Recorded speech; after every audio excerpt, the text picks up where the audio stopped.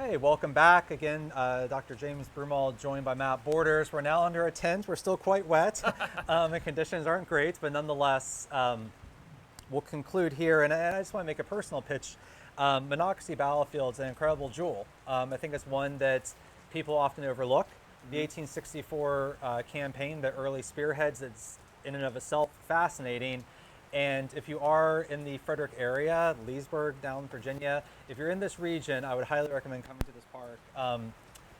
I think within several hours' time, you could probably see most of the battlefield. Oh yeah, yep. And I think there's been some incredible efforts at preservation and restoring elements of the cultural resource landscape. So with that, I'll turn it back over to Matt, who's going to get us to the gates of Washington, D.C. and bring the campaign home to us. That's right. So, Matt? We are headed for Washington now. Like we were talking about down at Gambrel Mill, we have Confederate forces leaving here, some of them at dawn on July 10th. The rest of the Confederate Army is on the road by around 1 p.m. that day. And these Confederate infantry would refer to the march of July 10th and 11th as some of the hardest marching they would have in the war. The Georgetown Pike is a macadamized or crushed stone road in 1864. It's hot, it's dusty, it's humid, 90-some degree temperatures, wool uniforms on these roads kicking up all sorts of dust. This is a miserable experience for these soldiers. Early's command is going to become very stretched out, very strung out due to these conditions.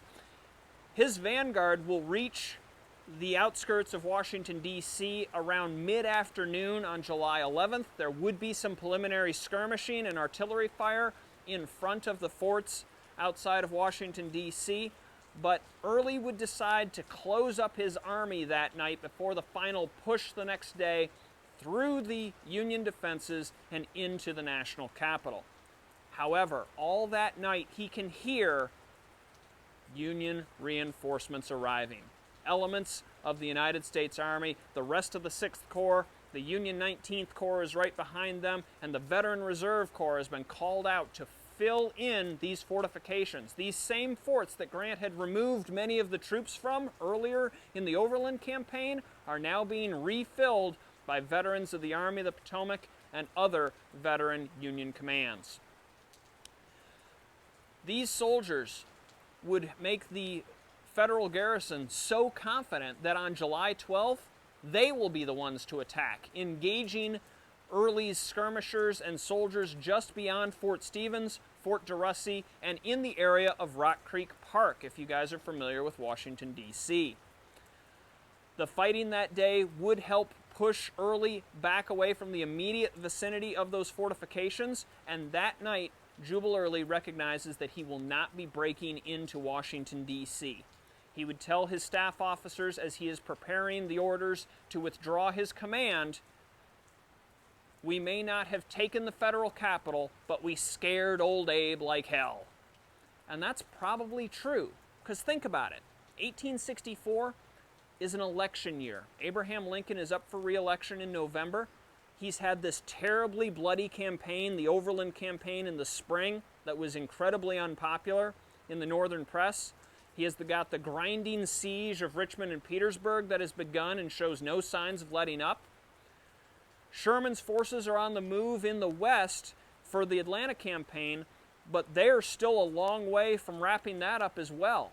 And now the Confederates have had the audacity to get above the Potomac yet again and are now making a run at Washington.